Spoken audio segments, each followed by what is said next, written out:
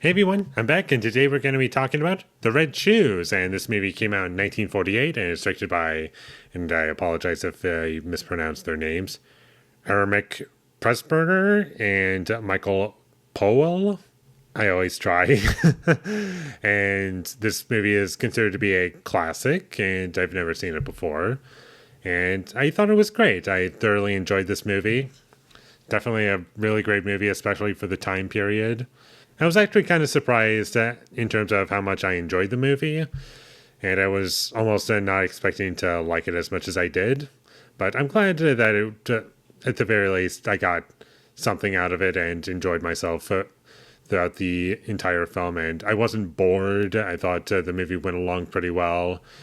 The movie was 2 hours and 15 minutes long, and I was a little scared by that because I wasn't sure how they were going to handle that runtime. But fortunately, they handled it pretty well, and the pacing was pretty brisk for me. And I don't feel as though there were any scenes that could have been cut out of the movie to make it better. I did feel as though when things started moving along and I got a good understanding of each of these characters and following each of them, I was like, okay, I'm with this. And I was a little worried at first because there were quite a few characters that they were introducing in the beginning. And I was thinking to myself, oh no, is this going to be too many characters for me? But fortunately, they just kind of narrow it down to three major characters. And everyone else is just a supporting character, and they all have their own storylines going on. And they managed to show you just enough, but not too much to where it becomes like something that makes it difficult to keep track of who's who and what's going on where. And they did a good job at keeping everything focused and just not letting things fall apart. And the acting was really good in this movie. I also enjoyed how this movie did present itself visually. It was well shot, and I liked how it didn't always rely on dialogue and it just showed you visuals in terms of what's going on. And with this movie being about ballet and just showing you all these different things, and there were a couple moments that did remind me of Black Swan, and I think this wasn't officially confirmed by the director Darren Aronofsky, director of Black Swan, just to keep everything clear. He didn't say Black Swan was inspired by The Red Shoes, although there are a couple of similarities. It's just more or less coincidental that they're kind of alike, and although you could point out similarities, they're not the same movie. Even if there are a couple moments that might remind you of Black Swan or The Red Shoes, depending on which one you watch first. Like that one piece of classical music that they play in both films, I forget what it's called, or they're just not like throughout the entire film. It's not like Black Swan ripped off the story or plot. Very different approach, very different experiences, and I think I would only make that connection because not only do I love Black Swan, but it's also one of my favorite movies. But also, I enjoyed the dancing scenes in this movie, and I thought that they were entertaining and fun to watch, and there were points where it was kind of dreamlike, and that was kind of cool. There's stuff that they do in the middle of the movie that I really loved, and just in terms of like what they were trying to imply, and any effects that looked dated was probably just because it was the 40s, and that's possibly the best that they could do at the time.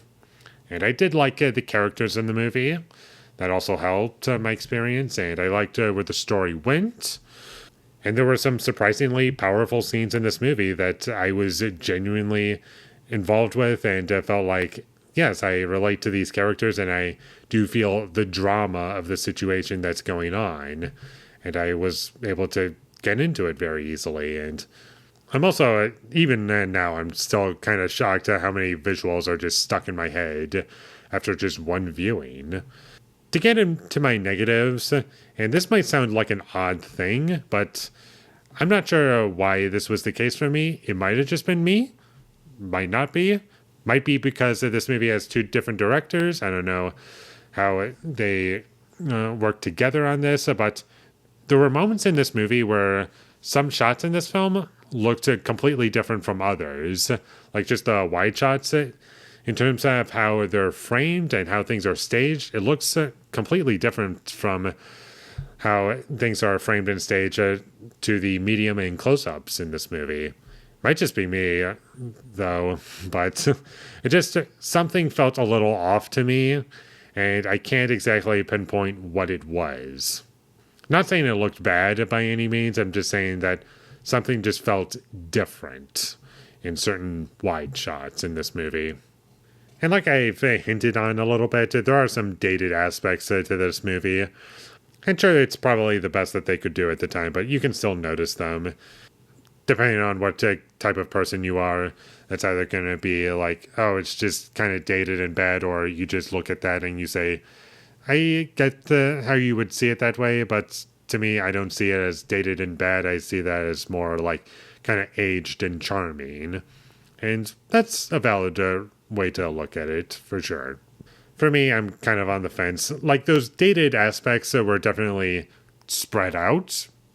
And that's something I do appreciate. It wasn't constantly in the movie every, 2 seconds. But there were just a couple notable moments. And there were some obvious cuts in what were supposed to be, long takes. And they were just cut right in the middle of a longer take. And I just found that to be a little distracting. I noticed that at least twice. And without spoiling anything, I do feel as though I would have loved this movie more if it had just ended a little bit sooner. Not really a big spoiler, just trying to keep it vague, but if it ended just a little bit sooner, just by a couple of minutes, I think that would have been the ideal ending for me.